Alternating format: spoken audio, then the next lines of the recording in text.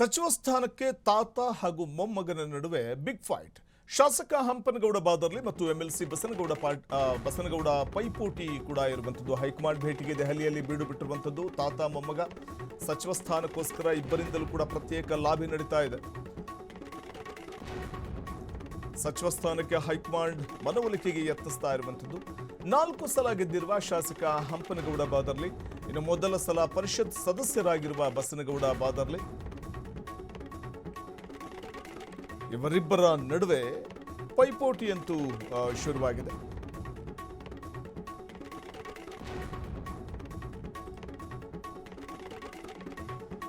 ಸಚಿವ ಸ್ಥಾನಕ್ಕೆ ತಾತ ಮೊಮ್ಮಗನ ನಡುವೆ ಬಿಗ್ ಫೈಟ್ ಇದ್ದು, ಶಾಸಕ ಹಂಪನಗೌಡ ಬಾದರ್ಲಿ ಮತ್ತು ಎಂಎಲ್ಸಿ ಬಸನಗೌಡ ಬಾದರ್ಲಿ ಇಬ್ಬರ ನಡುವೆ ಪೈಪೋಟಿ ಇದೆ. ಹೈಕಮಾಂಡ್ ಭೇಟಿಗೋಸ್ಕರವೇ ಇಬ್ಬರೂ ದೆಹಲಿಗೆ ತೆರಳಿದ್ದಾರೆ. ತಾತ ಮತ್ತು ಮೊಮ್ಮಗ ಸಚಿವ ಸ್ಥಾನಕ್ಕೆ ಇಬ್ಬರು ಪ್ರತ್ಯೇಕ ಲಾಬಿ ನಡೆಸ್ತಾ ಇದ್ದು, ಹೈಕಮಾಂಡ್ ಮನವೊಲಿಕೆಗೆ ಯತ್ನಿಸ್ತಾ ಇದ್ದು. 4 ಸಲ ಗೆದ್ದಿರೋ ಶಾಸಕ ಹಂಪನಗೌಡ ಬಾದರ್ಲಿ ಹಾಗೂ ಮೊದಲ ಸಲ ಎಂಎಲ್ಸಿ ಆಗಿರುವಂತಹ ಬಸನಗೌಡ ಬಾದರ್ಲಿ ಇಬ್ಬರು ಕೂಡ ದೆಹಲಿಗೆ ತೆರಳಿದ್ದಾರೆ.